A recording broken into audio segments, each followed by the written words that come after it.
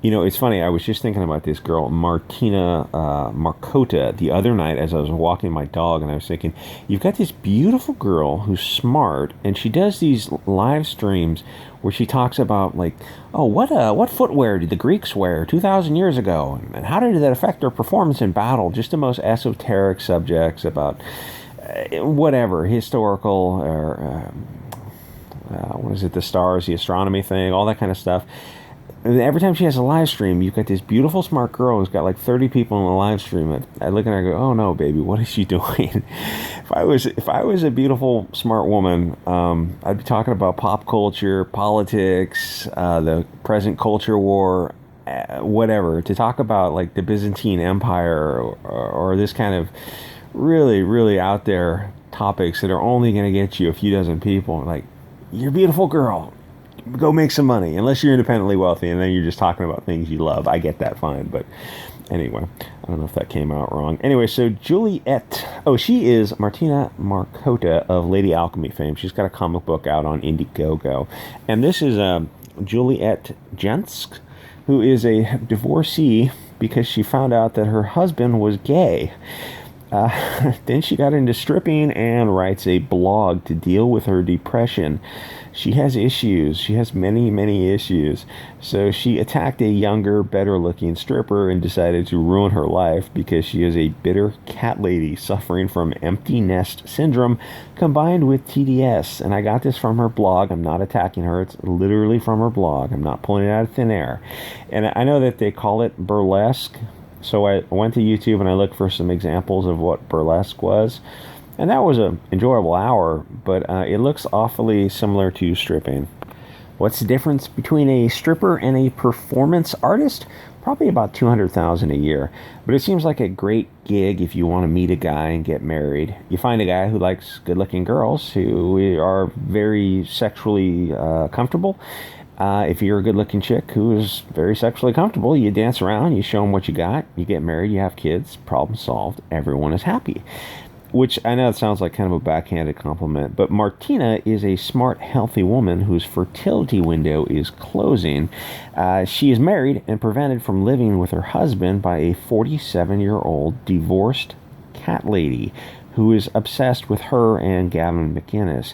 Gavin is a alt-light comedian. He is peak 2016 YouTube, which feels like that was a million years ago. YouTube was a much different environment, 2015, 2016.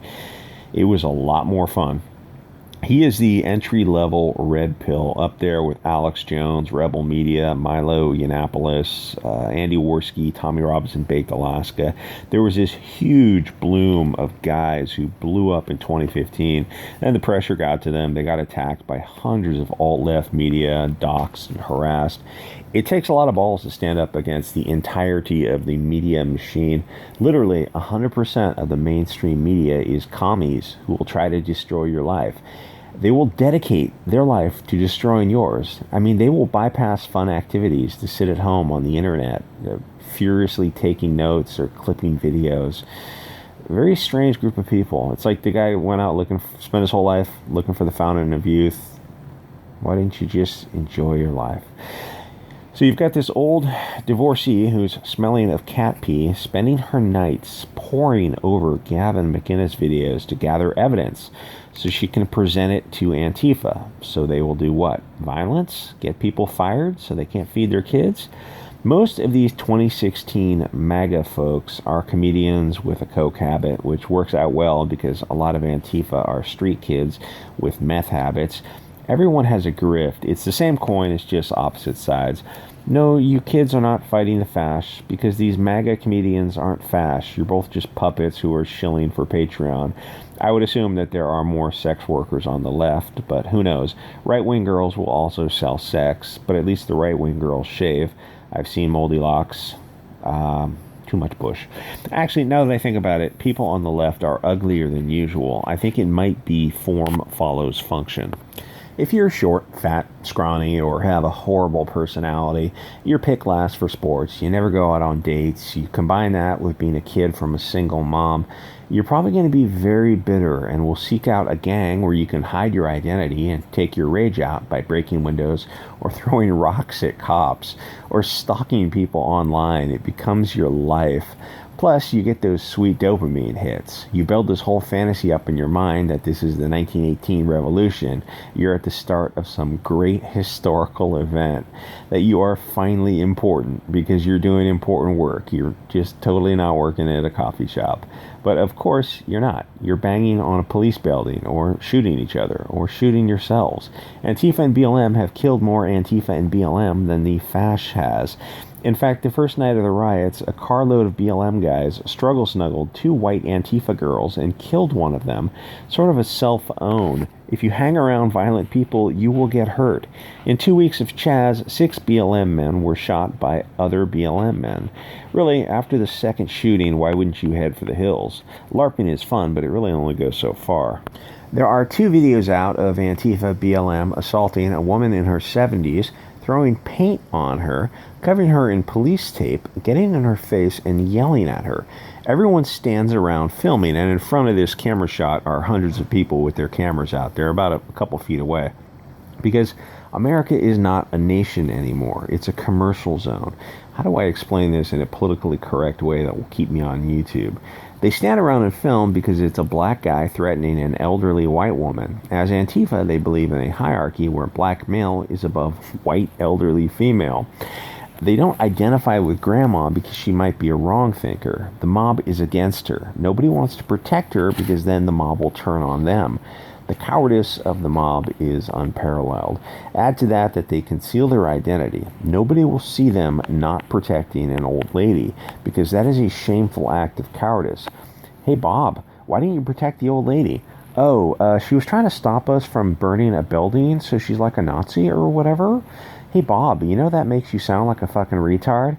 The next scene is of a dozen Antifa guys outside another old lady's house.